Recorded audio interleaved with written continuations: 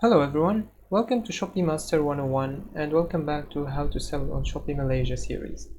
Today our video will be a little bit different than usual. We won't go practical, we will only do theatrical study. So today we will be talking about the business models, how you should approach which products you want to upload into your shop. So where to find each product or which business model to go through. So generally, let me start here. Generally, we have two larger models that we follow. You either get the order first, then you proceed with the buying your items and sending it to your customer, either through you or directly from your source, or we buy the stock first and then try to sell it. So we bring in the stock from wherever source we want, and then whenever we get sales we ship them to the customers directly. So generally we have those two methods. Now under those two methods we have separate different ways for us to start to source the products.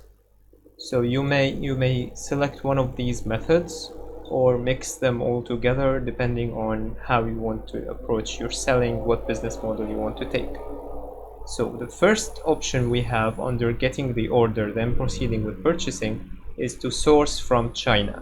There are a lot of websites that you can get items from China, like Taobao 1688, AliExpress, um, Alibaba. You can find a lot of websites like those where you can source from Chinese websites, Chinese sellers, and into your shops.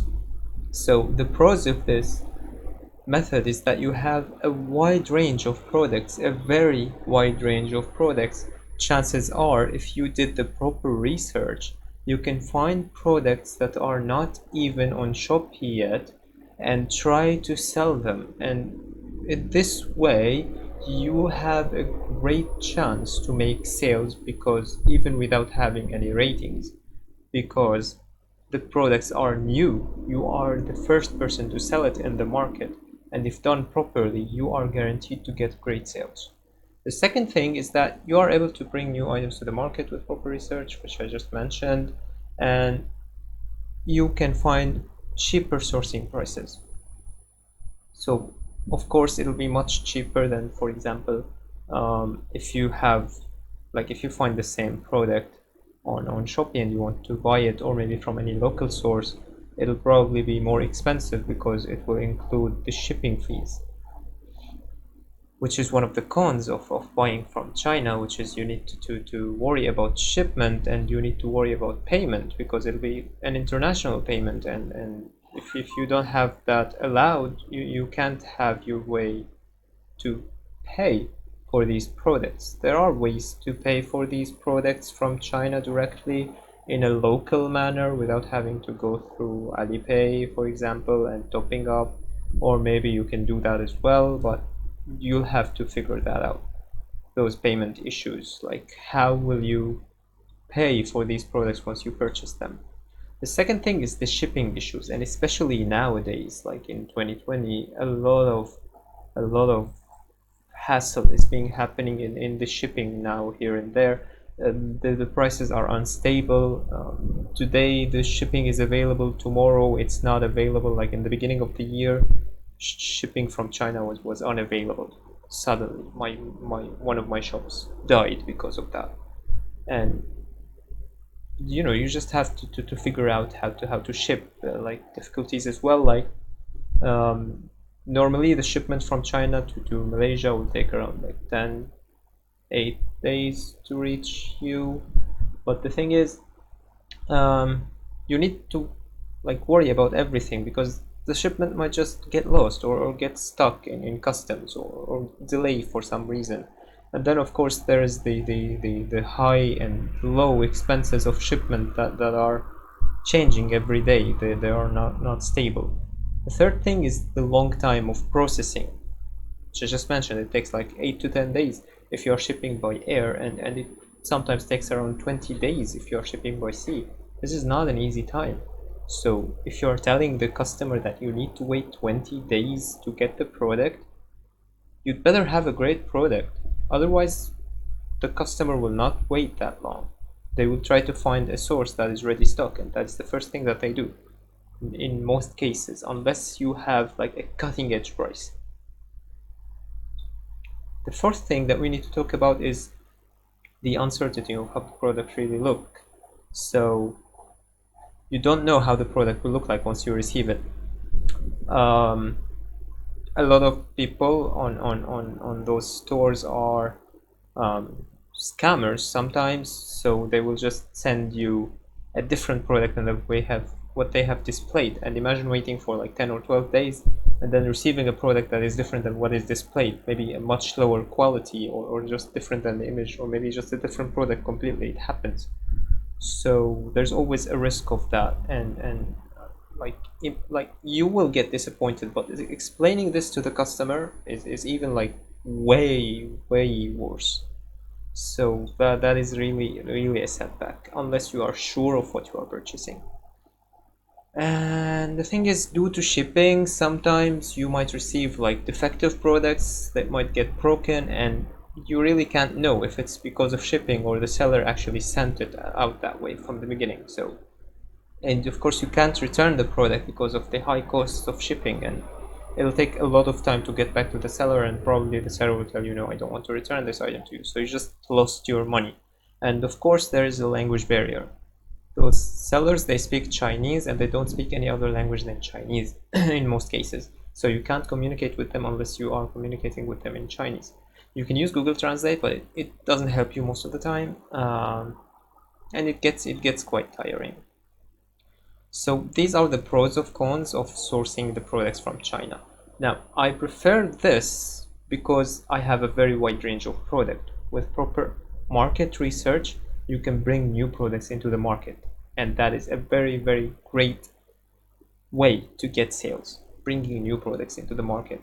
And sometimes you can compete with great prices because you're bringing from China. But what I don't like about this is the huge time it takes to ship and the difficulties of shipping. Moving on, you can source from China through Shopee or Lazada, dropshipping. So the first method, you will have to ship to the customer yourself. In this method, you will find sellers in Shopee or Lazada or any local website in Malaysia that are selling from China. So bringing the item from China to the customer directly. The first thing about this is that you don't need to ship. The seller, sorry, will handle the shipment for you and send it to the buyer directly. You just need to put their address when you do that. The easy payment, there's no more payment issue because you're paying through Shopee or Lazada or whatever platform. Of course, you will get a cheaper price than most ready stock suppliers because the item is in China. And you can get refunded if the items received were defective, even if the item was received by your customer, not by you. You can still apply for a refund from your seller and then refund your customer after that, so that no one will lose money. And since the sellers are selling here, most of them will understand English. Some of them will even understand Malay, so there is no language barrier whatsoever. It's very rare that they will only speak Chinese, and even then, they will be the ones who will be using Google Translate instead of you. So in most cases, the language barrier is gone. The cons is the same as that previous method, which is the long processing time, and of course you will have a high shipping fees compared to local sellers. So if you want to buy something from a local seller, maybe you will pay like 5 ringgit for shipping or 4 ringgit for shipping depending on the channel. But if you're paying to ship from China, depending on the weight, you may need to pay huge amounts. So maybe even as low as 10 ringgit, but it's still different than, like, it's still more higher than buying local ready stock items shipping fees. So those are the two cons. Honestly, I prefer this as well. I use this method as well. I mix between all methods actually, and depending on the shop I'm using. But I like this one because there's no language barrier. I can get refunded. Sometimes the shipment is faster than shipping it yourself from China. And of course the payment issues, you can find great prices. I prefer this way. I do prefer it, and I will explain how to proceed with orders in the next video. Getting sales, how to see sales, proceed sales. So depending on the shipping channel that you will use, depending on the business model that you will use, I will tell you exactly how to proceed with each sale. So in this method, you don't need to ship, and that is one of the great things. Next, we have sourcing from Malaysia. It is the same concept as the one before, but except instead of finding sources like sellers in Malaysia that are bringing the items from China, you find ready stock sellers. So the pros are, of course, quick shipment and delivery. The customer will receive the item within 2 to 3 days. You don't need to ship again because you are drop shipping. Easy payment, just as explained. Refundable, just as explained. No language barrier, and this is even better than Chinese sellers because they expect you to speak English or Malay, so you don't have any language barrier in this specific model. And the low shipping fees, which I just explained a little while ago, it's just like 5 ringgit. The cons is that it can be more expensive than China's suppliers because they price on their own. Maybe the shipping fee to them is, let's say it costs them 3 ringgit to bring the item from China to here. They will charge you 6 ringgit for shipment, for example, so it will be much more expensive than just bringing the item directly from China. But of course you can find other sources if you did proper research. You need to pay the standard shipping fee for each order you get. So let's say you are sourcing a product from a local seller from Malaysia, and actually this applies to the previous one as well. You get 5 orders today. So instead of just shipping those 5 items and not paying anything for shipping, if you're using like a Shopee free shipping program, as a seller you don't need to pay anything for these shipping fees. But if you're buying and doing drop shipping, you will need to pay for shipping. So if you have 5 orders on a certain product, you will need to pay the same shipping fee 5 times. While if you have those 5 products in your house, you don't, or your office, you don't need to pay any shipping fees. So that is one of the cons of this method that you have and the previous one, any dropshipping method basically, that you have to pay the standard shipping fee for each order you get.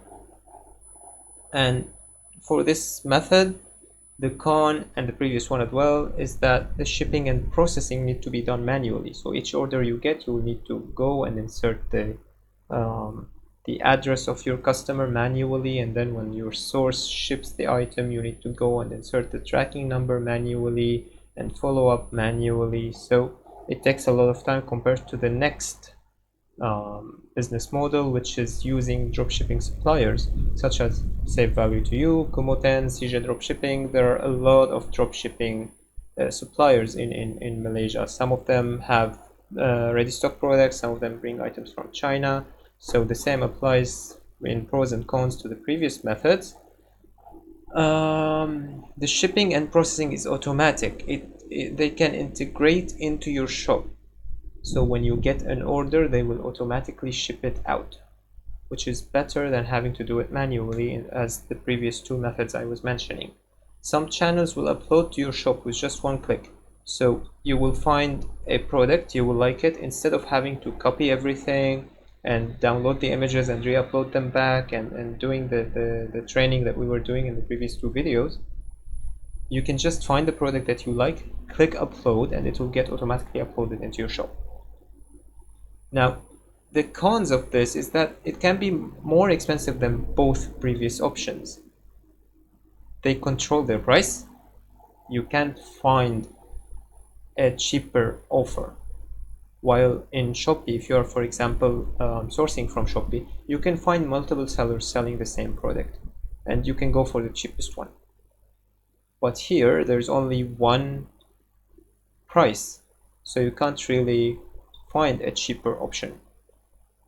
So it can be more expensive than both previous options, depending on the product that you are ordering. Again, you will have to pay the standard shipping fee for every order they will charge you, and you don't have a very large selection of products compared to the previous methods. all of them, whether you are sourcing from China or sourcing from Shopee or Lazada. You won't have a very large selection of products when you are sourcing from dropshipping suppliers. You are limited to whatever products they have. And of course, there's one more con, that most likely there will be a lot of other people selling the same products that you are selling from these suppliers, because nowadays everyone is using dropshipping, so you probably will find a lot of competitors.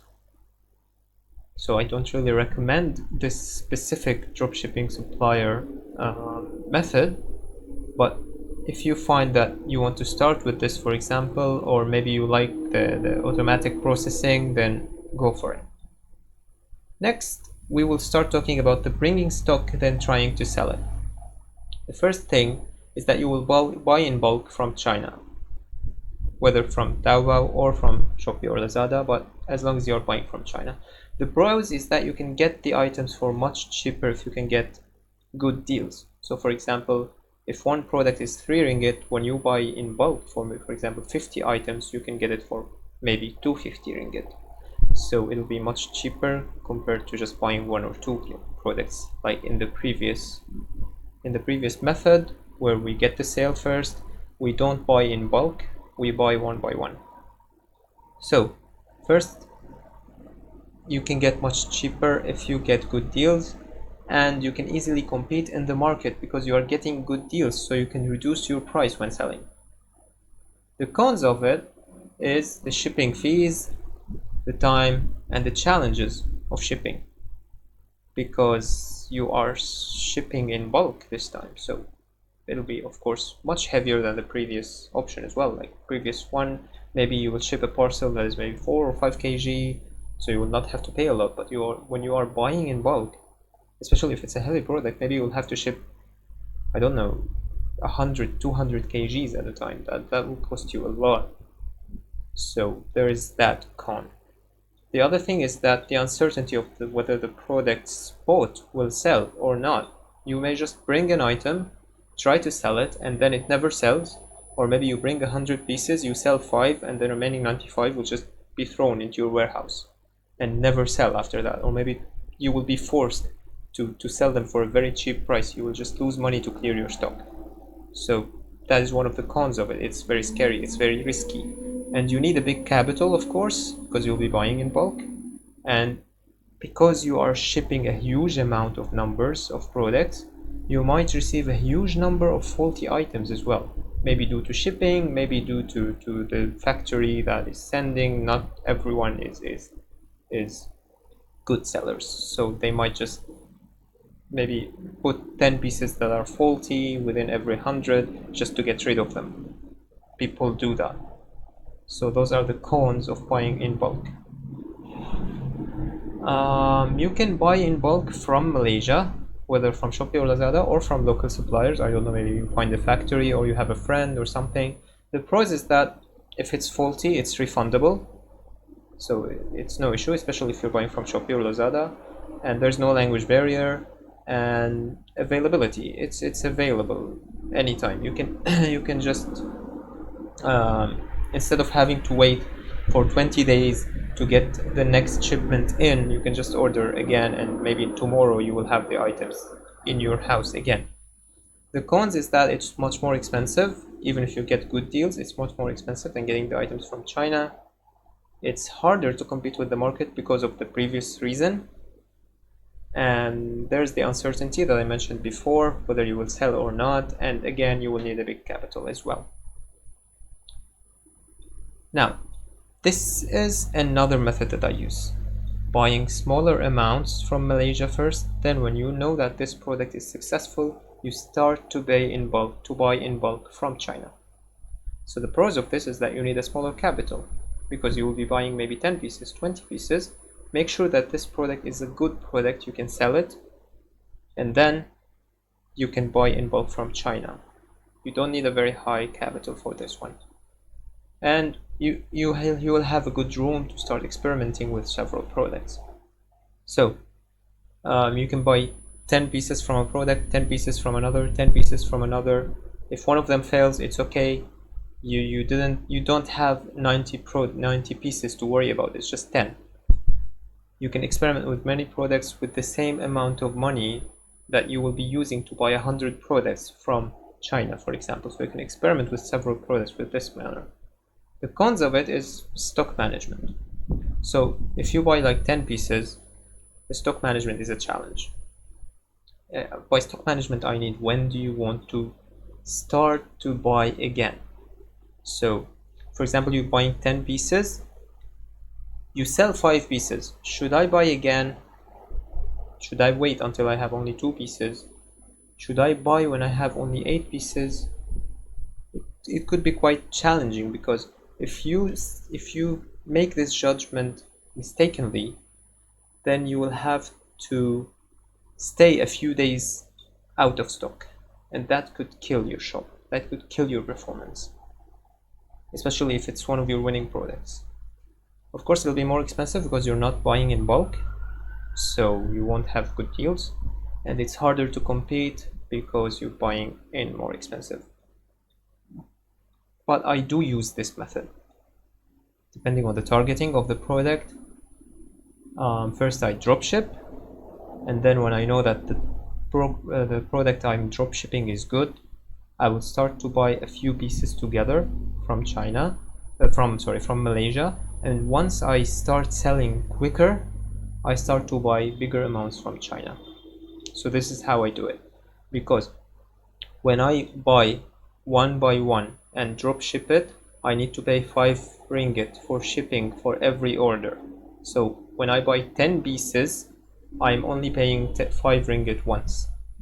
So I'm doing profit, I'm making more profit by saving on the shipping fees. And once I'm selling quicker, I go for cheaper options from China, getting some good deals, getting some cheaper options, and then buying the higher amounts from China. This is what I do when I find a successful product. But of course, each one will have his own strategy. I'm just explaining whatever business models you can depend on. On to the third business model, which is make your own products. Maybe cooking, homemade accessories, calligraphy, paintings, I don't know, digital products, I don't know. You can make your own products. So the pros of that is that no one will be selling the exact same item. It's your handmade item. And of course, you will know your product very well, so whatever customers will come and ask you, you can answer them because you made the product yourself. While in previous ones, you don't really know the product. Customers will come and ask you about it, and you will need to go to the maybe Chinese seller to ask about the detail that the customer asked you about, or it could be challenging sometimes. And the third thing is that you can control the pricing and change it at will. So for example, you made a cupcake. You try to sell it for 20 ringgit. After a week, no sales. You can reduce it to 15 ringgit. You don't care. After a week, no sales. You can still reduce it to 10 ringgit, half the price. Maybe you are still making money, because how much did it cost you? If you are making something from raw materials, chances are it won't cost you a lot, but you can sell it for a high price. And you can control your price depending on whether you make sales or not, and you will still be making profit. Now the cons of this method is that you may have high competition, especially in food. A lot of people are selling food, homemade food products, sweets, especially durian nowadays. So you may have high competition. It could be difficult to sell your products if you are selling in a category that is of high demand. And it is time consuming, because you can't just buy 10 pieces and that's it. You will need to make the 10 pieces yourself. And there's the uncertainty again of whether your products will be thrown in the warehouse or not. Unless you get the orders first, then you make them for the customers. And of course, you have the limited stock. You can't make 100 pieces in a day. You can't make 1,000 pieces in a day. Like you can buy 100 pieces or buy 1,000 pieces in a day. You have a limited stock. Maybe you can cook 20, I don't know, cupcakes again. Maybe you can cook 30 cupcakes per day. but you can't make more. So there is a limit to the stock that you can have. The last one that we have is affiliating with a supplier for a commission. I like this because you don't need any capital, any investment at all. Even when you get the orders, they will process it for you. You don't need to buy the item from them. They will process the order, they will pay for the shipping, they will do everything. You can sell for a higher price. You don't need any capital. You will get your commission from them. And of course, you don't need to do any shipping. They will do it for you as well. So I like this because you don't need any capital or investment whatsoever. As long as you get sales, you are making money without investing even one ringgit, unless you're advertising, of course. The cons of it is that you're not the only one. Basically, if there's a company that is offering its services to be an affiliate, like allowing people to affiliately sell items for them, do affiliate marketing, then you're probably not the only one selling this product. And if you go and try to find like supplements or something in Shopee, you will find a lot of people.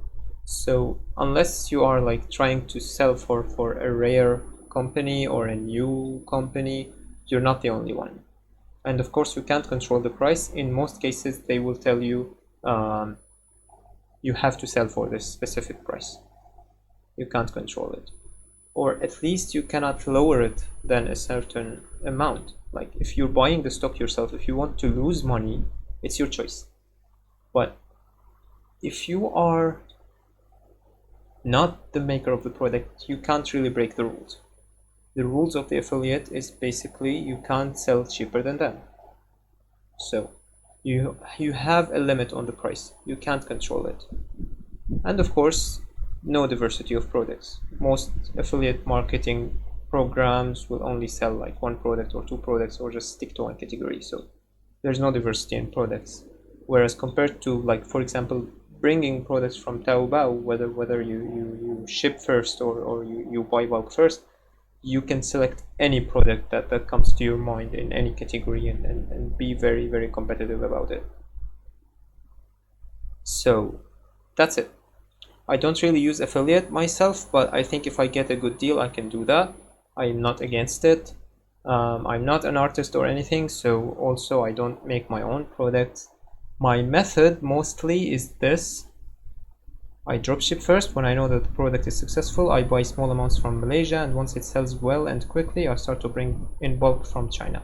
This is what I do myself, but you need to decide which one is for you. Each person will have a business model that speaks to them. Okay, so this video was just me explaining the business models that you can follow, the pros and cons of each one. I might have forgotten some pros and cons of them, some of the models, maybe some other models, like maybe if you have a shop, upload the products and sell them yourself. But like, this is what came to mind. Those are the things that I can think about. I hope you enjoyed this video. I hope it was resourceful to you. If you like it, please like and subscribe to the channel, and I will see you guys in the next video. Bye bye.